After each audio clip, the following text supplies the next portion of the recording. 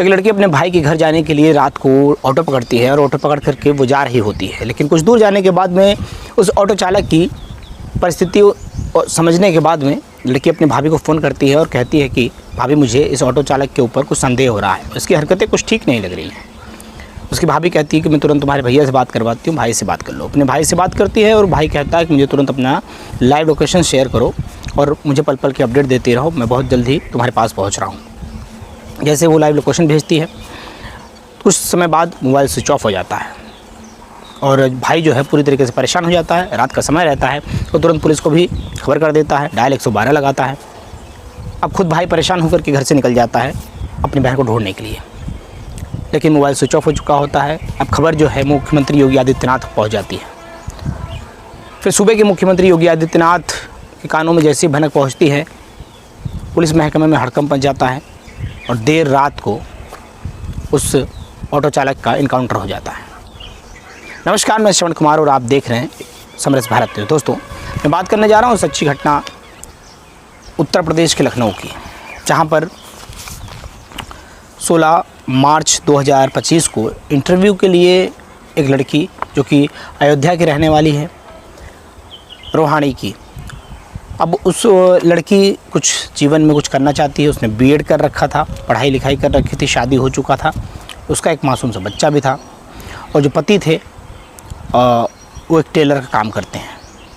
परिवार एक मध्यम वर्गीय परिवार है, लेकिन शिक्षित परिवार है। जो लड़की है वो रोज़गार के लिए घर से निकलती है और उसे ये लगता है कि परिवार के साथ में अगर मैंने पढ़ाई लिखाई की है तो मुझे भी कुछ करना चाहिए। ऐसे में वो कई सारे वैकेंसियाँ आती थी, वैकेंसियों में वो इंटरव्यू के लिए बार बार अप्लाई किया करती थी। अयोध्या की रहने वाली थी, उसने अप्लाई किया और उसे एक फ़ोन जाता है वाराणसी से फ़ोन आता है कि आप हमारे यहाँ पर इंटरव्यू के लिए 16 मार्च को आ जाइए। लड़की वहाँ से घर से निकलती है, तैयार होकर के बैग पैक करती है और अपने पति से कहती है कि मैं जा रही हूँ, मेरी एक फ्रेंड भी वहाँ रहती है, वो भी उसी में जाएगी साथ में मेरे, तो देखती हूँ अगर हो सकता है कि मेरी नौकरी लग जाएगी तो आपको भी सहारा मिलेगा और हम दोनों मिल कर के घर की गुजर बसर करने के लिए काम किया करेंगे। पति की सहमति से वो घर से निकल जाती है। वो पहुंचती है वाराणसी, बाकायदा खुश होकर के इंटरव्यू देती है और उसे उम्मीद रहती है कि इंटरव्यू में मैं पास भी हो जाऊंगी। वो फ़ोन लगाती है अपने पति को, कहती है कि इंटरव्यू बहुत अच्छा गया है और मुझे पूरी उम्मीद है कि मुझे ये नौकरी मिल जाएगी। पति भी खुश हो जाता है, तो कहता है कि ठीक है, अब जल्दी से बस पकड़ करके तुम अयोध्या वापस चले जाओ, क्योंकि बच्चा जो है, बाबू जो है, वो तुम्हारा इंतज़ार कर रहा है, तुम्हारे लिए रो भी रहा है। उसकी माँ कहती है कि ठीक है, मैं बहुत जल्दी चले आऊँगी, मैं इंतज़ार कर रही हूँ कि मुझे कोई गाड़ी मिल जाती है। तो देर तक वो देर शाम तक इंतज़ार करती है तो गाड़ी नहीं मिलती है, बस जो डिपो से बस नहीं मिलती है क्योंकि बस चल नहीं रही होती है। इस कारण से वो कहती है कि मेरी सहेली जो है यहीं बनारस में रहती है, तो क्यों ना आपका अगर अनुमति दें, आप मेरी सहेली से बात कर लीजिए, अगर आप कहते हैं तो मैं इसके घर पे रुक जाती हूँ। पति कहता है मुझे कोई दिक्कत नहीं है, तुम बड़ी अगर भली भांति पहचानती हो, जानती हो, तुम्हारे साथ अगर उसने पढ़ाई लिखाई करी है तो ज़रूर बेशक रुक सकती हो, कोई दिक्कत नहीं है। तो 17 मार्च अगले सुबह तक वो अपने सहेली के यहाँ पर रुकी रही। फिर अगले दिन तैयार होकर के वो फिर से प्रयास करती है कि अब मैं जल्दी से यहाँ से निकल जाऊँ।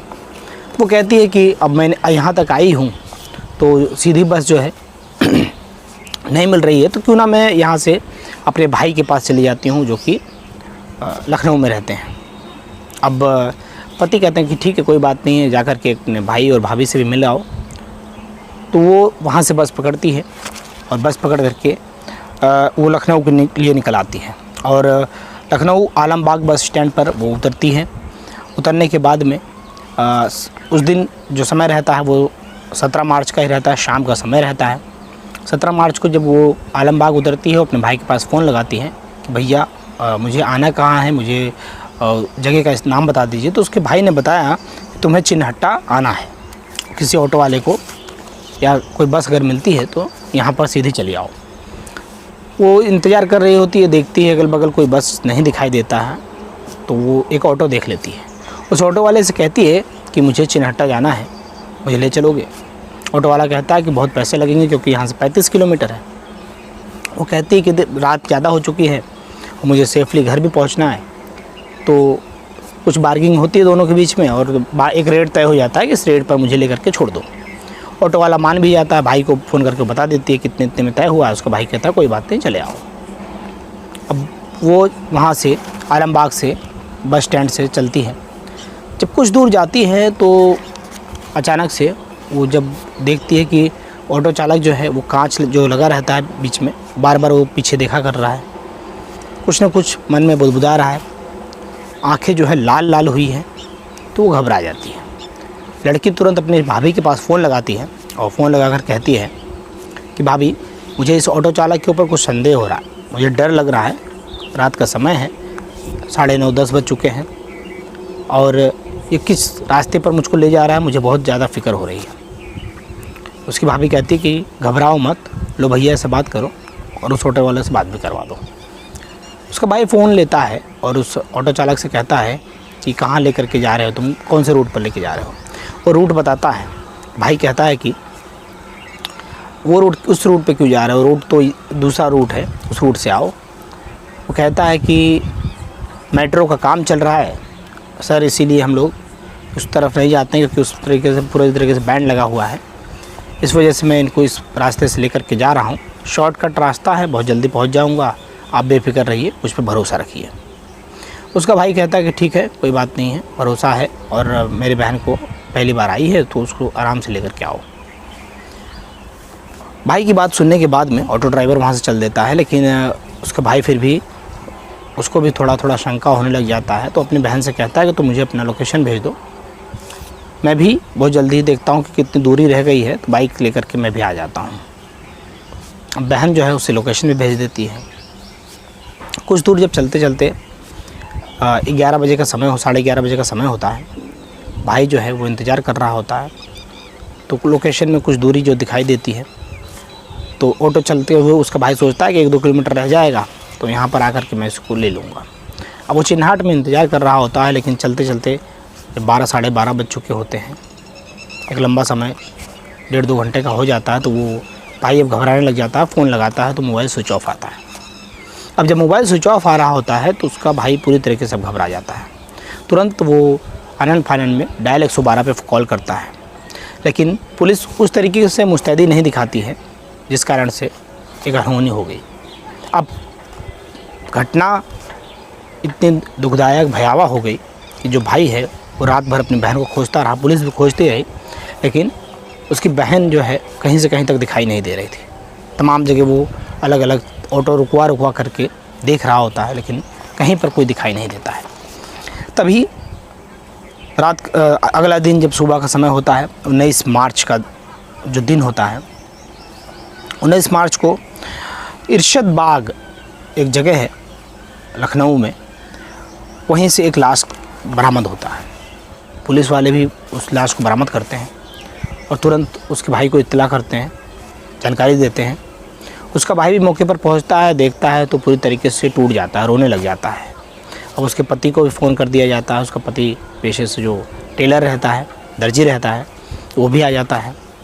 अब पुलिस वाले उससे पूछताछ करते हैं कि कैसे कैसे तुम्हारी पत्नी घर से निकली थी, कहाँ कहाँ गई थी।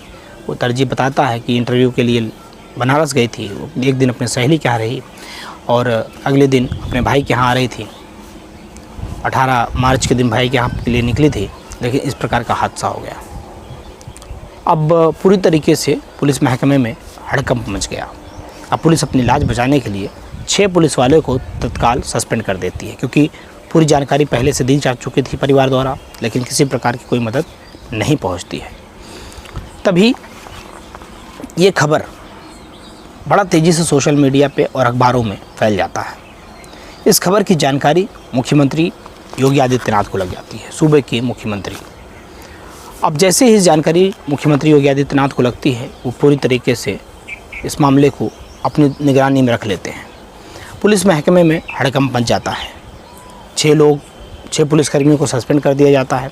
तत्काल एक्शन लेते हुए पूरे क्षेत्र के अंदर वहाँ पर 5000 मोबाइलों को सर्विलांस पर रखा जाता है। उनकी सीडियाँ निकाली जाती है कि उस लोकेशन पर उस दौरान कौन कौन से मोबाइल थे। अब पुलिस जब हरकत में आती है तो हर एंगल से मामले की तहकीकात करना शुरू कर देती है। इसी तहकीकात के दौरान वहाँ पर 6000 से ज़्यादा सीसीटीवी फुटेज खंगालने शुरू कर दिए गए। अलग अलग तरीके से अलग अलग एंगल में पुलिस वाले लगे हुए थे, मामले के तह तक जाने का प्रयास कर रहे थे। तभी एक सीसीटीवी कैमरे के अंदर एक ऑटो जो कि बिना नंबर प्लेट का है पुलिस को दिखाई दे जाता है। अब पुलिस उस ऑटो को पूरी तरीके से कहाँ कहाँ जा रहा है, कहाँ कहाँ रुक रहा है, किससे किससे बात कर रहा है, पूरा का पूरा पुलिस अपनी निगरानी में रखने लगी। उस ऑटो का पीछा करते करते पुलिस उस ऑटो के पास पहुंच जाती है और जहां पर वो पुलिस पहुंचती है और सर्विलांस पे जो नंबर सर्च किया जाता है उसमें उस मौके पर 2 नंबर दिखाई देते हैं, जो कि एक अजय द्विवेदी का रहता है और दूसरा दिनेश द्विवेदी का रहता है। दोनों सगे भाई रहते हैं। तुरंत पुलिस अजय द्विवेदी के पास पहुंच जाती है और वहां पर अजय द्विवेदी तो नहीं मिलता है, दिनेश द्विवेदी मिल जाता है। अब दिनेश से बात करते हुए पुलिस वाले पूछताछ शुरू करते हैं। पूछते हैं जो कि दिनेश द्विवेदी और अजय द्विवेदी जो कि बसंत विहार कॉलोनी में क्षेत्र है लखनऊ में, वहाँ पर रहा करते थे। अब बसंत विहार कॉलोनी के थोड़ा सा गेट के बाहर ही वो ऑटो जो है बिना नंबर प्लेट का वो भी खड़ा होता है। पुलिस वाले दिनेश से पूछते हैं ये ऑटो किसका है, वो मना कर देता है और जैसे ही वो मना करता है पुलिस वाले उसे सख्त लहजे में पूछते हैं और जैसे ही सख्ती से पूछते हैं वो बोलता है कि ऑटो मेरे भाई का है, अजय द्विवेदी का। जानकारी पुलिस को लग जाती है। पुलिस भी अब पुलिस का शंका जो है वो शक में बदल चुका होता है, वो यकीन में बदल चुका होता है।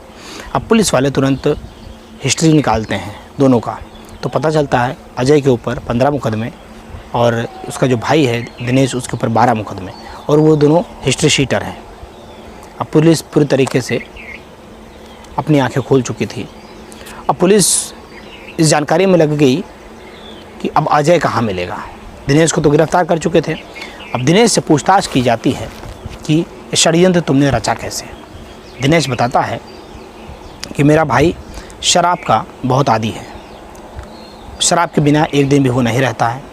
शराब के साथ साथ में उसे अन्य भी चीज़ें ज़रूरत लगती है, जैसे लड़कियों की, जैसे कि अलग अलग कोकीन हो गया, चाहे हेरोइन हो गया, हर प्रकार के नशे किया करता था। उसी नशे में वो हमेशा रहा करता था। उसने बताया कि रात के समय पर जब 10-11 बज रहे होते हैं, जब ये लड़की बस से उतरती है और वहाँ पर चिन्हाट जाने के लिए जब ये ऑटो की इंतज़ार में रहती है, तभी वो वहाँ पहुँचता है और ऑटो पकड़ के ये आ रही होती है। तो मेरे भाई से मेरी बात होती है। वो बताता है कि मैं यहाँ आलमबाग से निकल चुका हूँ और आलमबाग से निकल करके मैं आकर के तुम्हें इस जगह पर मिलूँगा, जंगल का एरिया है, वहाँ पर तुम मेरा इंतज़ार करना। और जैसे ही ये सारी बातें उसके भाई को पता चलती तो पहले जा कर के वहाँ पर खड़ा रहता है। अब ये लोग जैसे वहाँ पर पहुँचते हैं, पहुँचने के बाद में अजय जो है वो पीछे वाली सीट पर आकर के बैठ जाता है। दिनेश पहले से ही वहाँ पर खड़ा रहता है, जो कि अंधेरी पुलिस वहाँ पर एक छोटा सा थाने की तरह एक पुलिस स्टेशन भी वहाँ पर रहता है। लड़की बहुत प्रयास भी करती है उस पुलिस स्टेशन पर जाकर के, चिल्ला-चोट भी करती है, लेकिन किसी भी प्रकार से कोई आवाज़ सुनाई बाहर नहीं देती है। तभी अजय जब पीछे आकर के बैठता है तो उसका मुंह तुरंत दबा लेता है और दिनेश ऑटो चलाने लग जाता है। अब वो पूरी तरीके से लड़की को अगवा कर लेते हैं और धीरे धीरे आगे ले जाना शुरू कर देते हैं। लेकिन पुलिस अपनी जो लड़की थी अपनी बहादुरी से उनके वश में नहीं आ पा रही थी।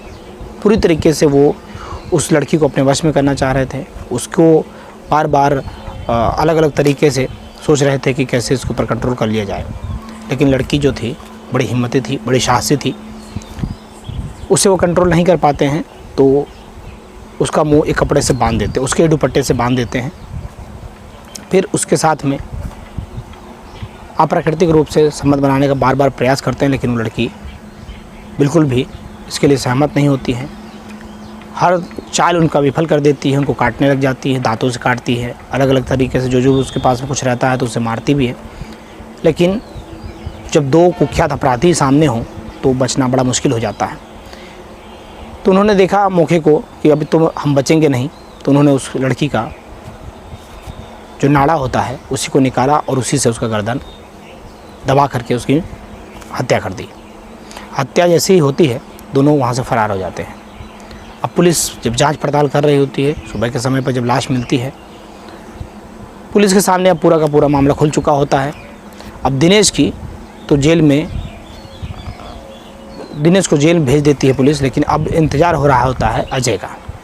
अजय को पुलिस ढूंढना शुरू करती है। ढूंढते ढूंढते पुलिस रात के 9 साढ़े 9 बज रहे होते हैं, तभी लखनऊ के पास ही वो वहाँ से भाग रहा होता है, बॉर्डर क्रॉस कर रहा होता है। तभी पुलिस उसे वहाँ से गिरफ़्तार करती है और गिरफ़्तार करने के बाद फिर उससे जब पुलिस जैसे ही ले जाने का प्रयास करने लग जाती है, वो तुरंत वहाँ से फिर भागने लग जाता है और अपने पिस्टल से फायर करना शुरू कर देता है, जिससे पूरी जवाबी कार्रवाई में पुलिस भी उसके ऊपर फायर करती है और उसको गोली लग जाती है।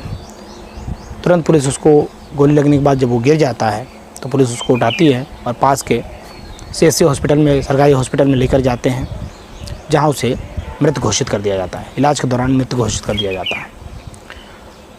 दोस्तों, इस कहानी को सुनाने का उद्देश्य हमारा किसी व्यक्ति विशेष को ठेस पहुंचाना मकसद नहीं है, तो आपको जागरूक करना है, सजग करना है कि कैसे एक बहन ने बहादुरी तो दिखाई, एक बहन ने पूरा प्रयास किया स्वयं की रक्षा करने के लिए, लेकिन 2 कुख्यात अपराधियों के सामने बहादुर बेटी ज़्यादा देर तक लड़ नहीं सकी, क्योंकि उसे बाहरी सहारा कोई नहीं मिल पाया। अपराधियों के हौसले इतने ज़्यादा बुलंद थे कि दोनों ने अपने मन मुताबिक उसके साथ में अभद्रता करने का प्रयास किया, लेकिन दुष्कर्म करने का प्रयास किया, लेकिन उसे किसी को भी संभव नहीं होने दिया और आखिरी में अपनी जान गंवा दी। लेकिन दोस्तों, अगर मौके पर पुलिस पहुंच गई होती, क्योंकि लाइव लोकेशन थी, भाई भी सहयोग कर रहा था, भाई पूरा प्रयास कर रहा था, लेकिन प्रशासन की थोड़ी सी गैर मौजूदगी के कारण से इतना बड़ा हादसा हो गया और आज एक बहन अपने भाई से दूर चली गई। एक मासूम बच्चा जो कि 13 वर्ष का है, उसने अपनी माँ के हो जाने के बाद में रो रो कर उसका भी बहुत बुरा हाल हो गया। पति जो कि टेलर का काम करते हैं, दर्जी का काम करते हैं, वो रो रहे हैं कि कहाँ मैंने आपको नौकरी के लिए भेज दिया, आज अगर ये दिन नहीं होता तो मुझे ये दिन नहीं देखना पड़ जाता। और आप भी अगर कभी इस प्रकार से टेम्पो में महिला होकर के अगर आप सफ़र करते हो, अगर आपको डर लगता है या भय लगता है, तो तुरंत आप पुलिस को संपर्क कर दें या उस टेम्पो को छोड़ दें। बहुत सारी गाड़ियाँ, बहुत सारी चीज़ें मिलती हैं, क्योंकि आप जब सतर्क रहेंगे, सावधान रहेंगे, तभी आपके साथ में इस प्रकार की अनहोनियाँ ना होंगी।